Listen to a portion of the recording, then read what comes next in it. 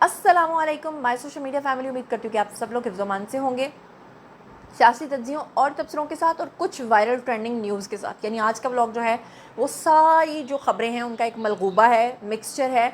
तो चलिए सबसे पहले मैं आपको रन डाउन बता देती हूँ। सबसे पहले तो आज के व्लॉग में जो पॉलिटिकली ख़बरें मैंने आपके साथ शेयर करनी है उसमें सबसे अहम तरीन ख़बर पीटीआई छोड़कर नून लीग में शामिल होने वाले जो एमएनए उस्मान अली हैं, उन्होंने जो सनसनीखेज़ इंकशाफात किए हैं पीटीआई के अंदरूनी कहानी का जो पोल है वो उन्होंने खोल के रख दिया है।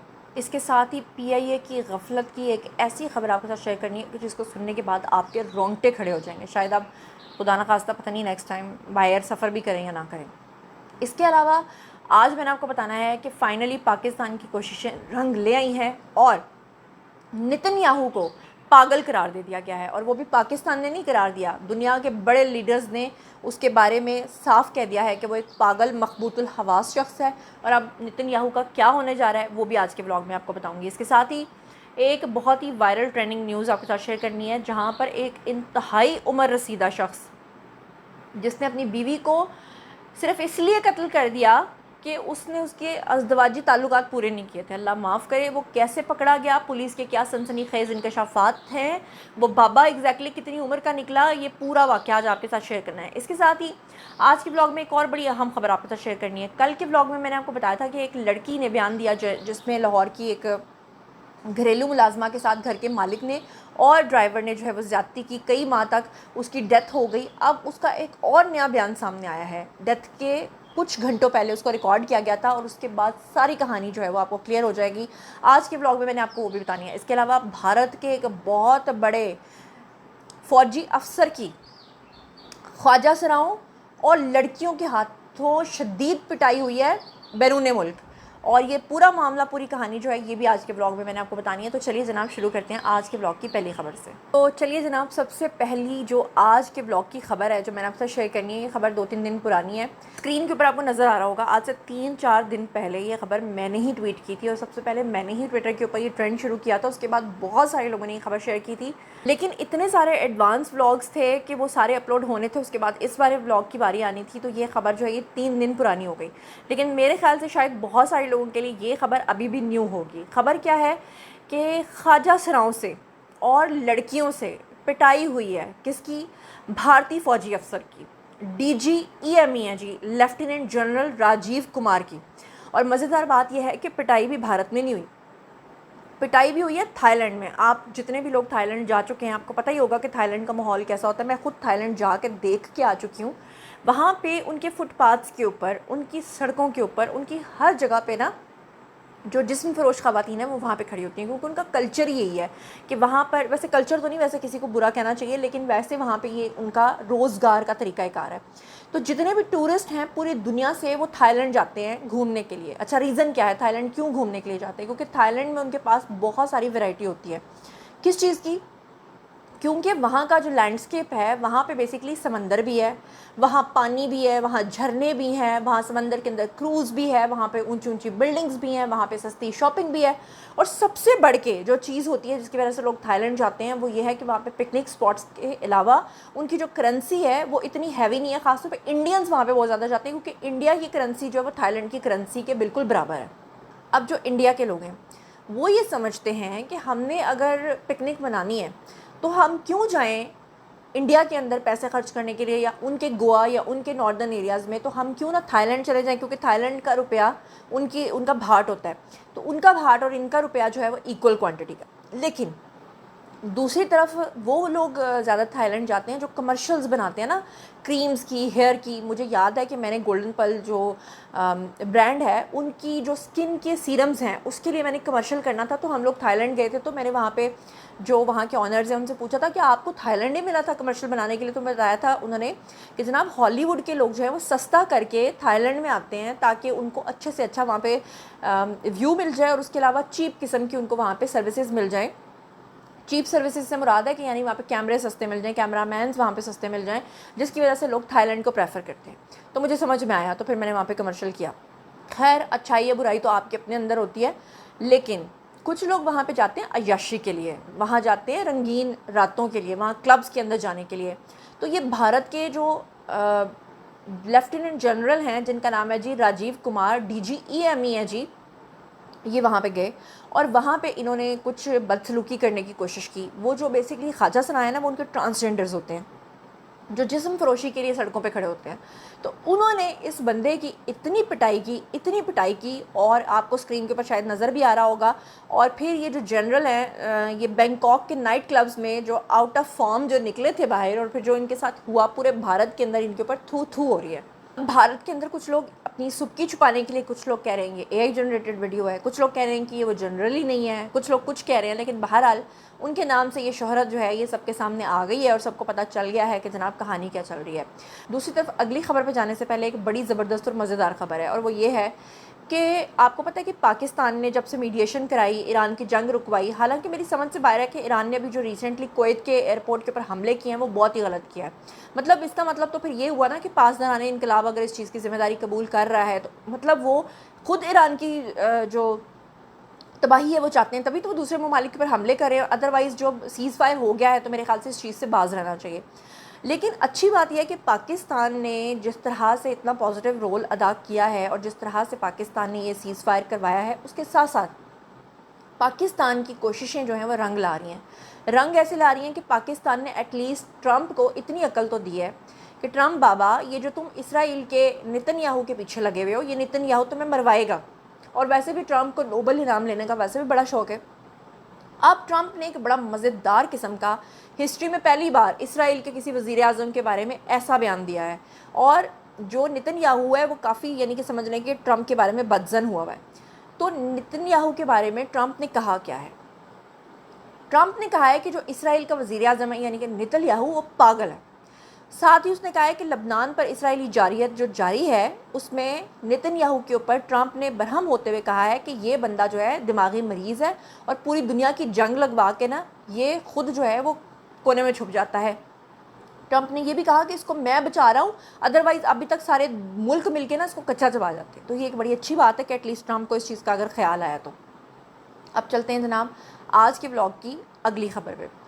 اگلی خبر جو ہے، آپ لوگوں نے کل والا میرا بلاگ دیکھا ہوگا، اس پہ تھوڑے ویوز کم آئے. حالانکہ وہ کرائم سٹوری تھی لیکن وہ ایک ایسی سٹوری تھی جس نے دل دہلا کے رکھ دیا.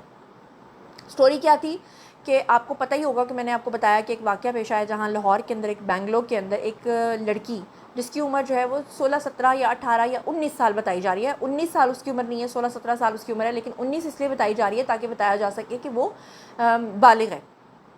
اس لڑکی نے الزام لگایا تھا کہ اس کے گھر کے اندر جو مالک تھا، گھر کا جو مالکن تھی، اس کا جو بیٹا ہے وہ اس کے ساتھ زیادتی کرتا رہا.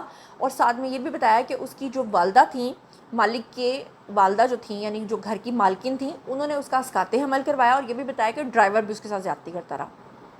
اب اس لڑکی کی 2 دن پہلے ڈیتھ ہو گئی ہے. ڈیتھ سے پہلے اس کا ایک بیان جو ہے سوشل میڈیا پہ بہت زیادہ وائرل ہوا، جو کہ میں نے اپنے بلاگ میں بھی آپ کو سنوایا تھا، جس میں وہ بتا رہی ہے کہ گھر کا مالک بھی زیادتی کرتا رہا اور ڈرائیور بھی زیادتی کرتا رہا. لیکن اب اس کا ایک اور بیان سامنے آ رہا ہے جس میں وہ صرف اور صرف ڈرائیور کا نام لے رہی ہے اور وہ کہہ رہی ہے کہ اس میں گھر کا مالک شامل نہیں تھا. آپ ذرا سن لیجیے. میرے ساتھ جو کچھ ہوا ہے وہ ڈرائیور حسن نے کی، اور کیا نا وہ مجھے میڈیسن لا کے دیتا تھا اور اس کو پتہ چل گیا کہ مجھے حمل ہے تو وہ چھوڑ کے چل گیا تھا. مجھے بے ہوش نے میرے ساتھ زبردستی کی، اس نے گولیاں کھلاتا تھا مجھے بے ہوش. اور کیا نام ان مالکوں کی کوئی غلطی نہیں ہے، انہوں کا بیچ میں حسن نے کہا تھا نام لو، انہوں کو بلا وجہ سزا ہو گئی مالکوں. جی تو آپ لوگوں نے سن لیا. اس بیان کے بعد اس لڑکی کی ڈیتھ ہو گئی. اب اس چیز کے اوپر بہت سارے بیانات آ رہے ہیں سامنے کہ ایک لڑکی جو بظاہر آپ کو ٹھیک حالت میں لگ رہی ہے، ایک دم سے اس کی ڈیتھ کیسے ہو گئی؟ کیا خدا نخواستہ اس کے پیچھے کوئی ریزن تھی؟ دوسرا یہ کہ اگر ایک لڑکی پہلے گھر کے مالک کا نام لے رہی ہے اور بعد میں وہ کہہ رہی ہے کہ گھر کا مالک اس میں شامل نہیں تھا، تو کیا وہ گھر کے مالک کو پھنسانے کی کوشش کر رہی تھی؟ یہ بحث ہو رہی ہے اس وقت سوشل میڈیا پہ. لیکن میری سوچ اس سے تھوڑی ہٹ کے ہے. مجھے اس کا ایک اور اینگل سمجھ میں آ رہا ہے، وہ اینگل میں آپ کے ساتھ شیئر کرتی ہوں. پھر آپ لوگوں نے مجھے بتانا ہے کہ کیا آپ میرے والے اینگل کے ساتھ جو ہے وہ ایگری کرتے ہیں یا ڈس ایگری کرتے ہیں. مجھے یہ لگتا ہے کہ اس نے جو پہلا بیان دیا تھا وہ صحیح بیان دیا تھا، جس میں اس نے گھر کے مالک اور ساتھ میں جو ڈرائیور کا ذکر کیا تھا.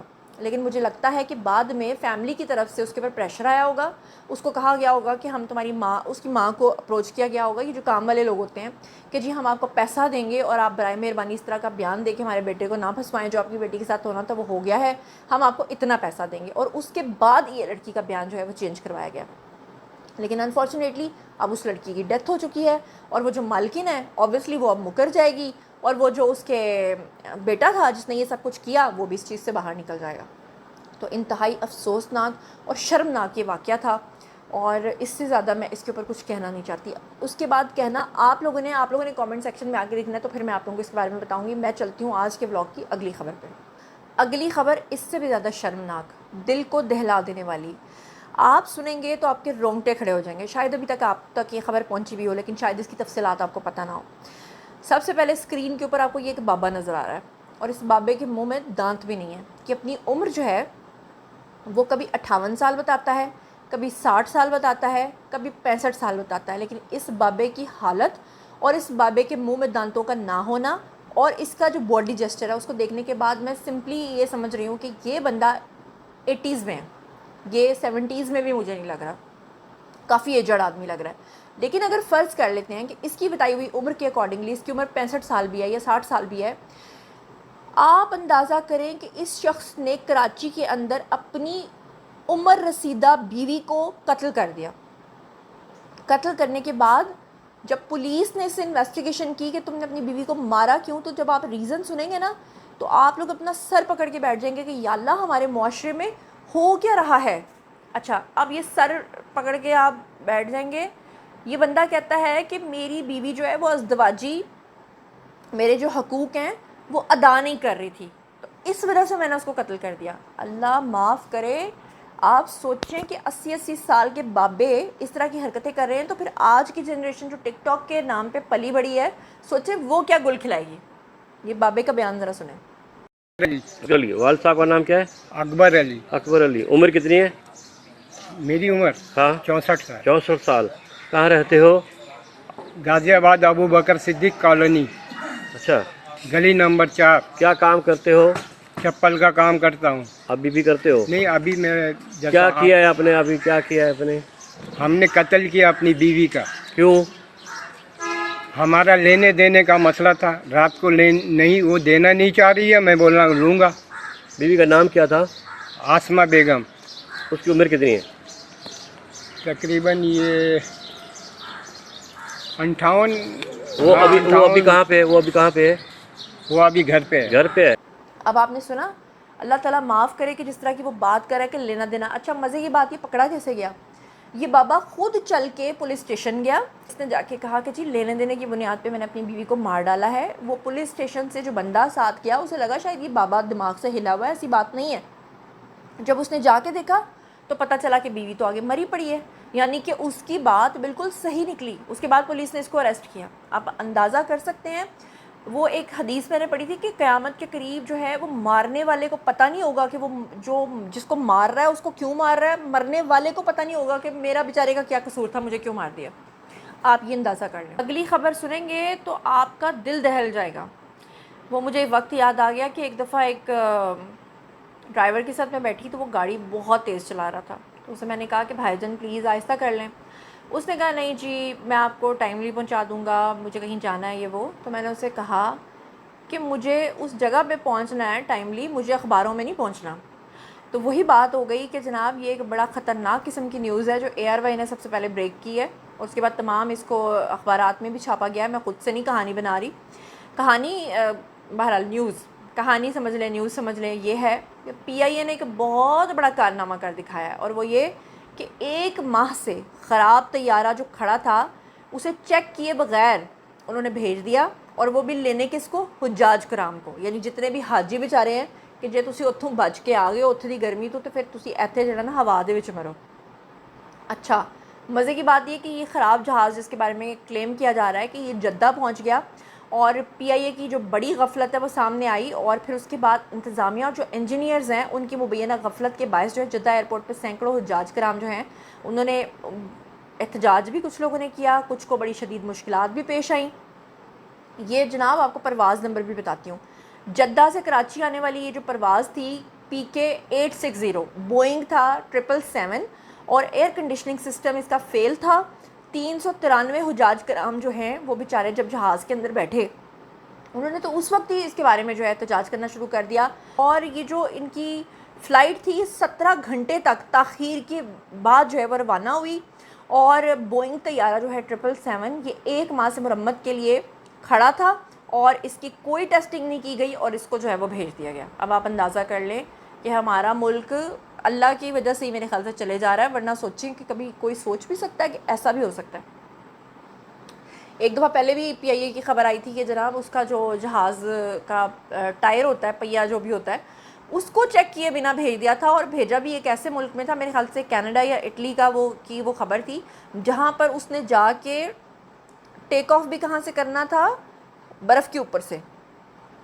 आपको पता है वहाँ पे सर्दियों की थी, वहाँ पे स्नो फॉलिंग हुई थी। तो अब आप अंदाज़ा कर लें कि क्या क्या हम लोग देख रहे हैं और क्या क्या हम सुन रहे हैं। चलते हैं आज के ब्लॉग की आखिरी खबर पे।